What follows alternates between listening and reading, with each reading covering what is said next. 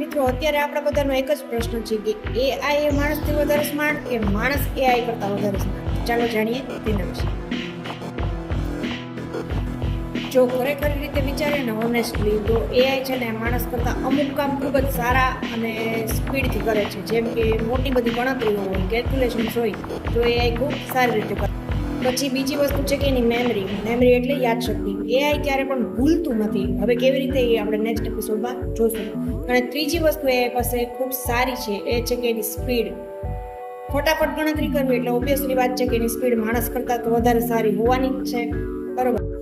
એઆઈને છે ને આપણે કોઈ વસ્તુ નોર્મલ કરતાં અલગ રીતે વિચાર અથવા કર એવું કહીએ ને, તો એ અલગ શું થઈ શકે એ પોતાની રીતે નથી કરી શકતું. એને પર્ટિક્યુલરલી કહેવું પડે છે કે તું આ વેમાં આને કર, બરોબર. એ રીતે એઆઈ થોડુંક માણસ કરતાં કમ્પેરિઝનમાં લેસ થઈ જાય છે. કેવી રીતે અને આગળ શું છે, એને સરખું કામ કેમ કરાવવું, એ નેક્સ્ટ એપિસોડમાં. ત્યાં સુધી જોડાયેલા રહેવું.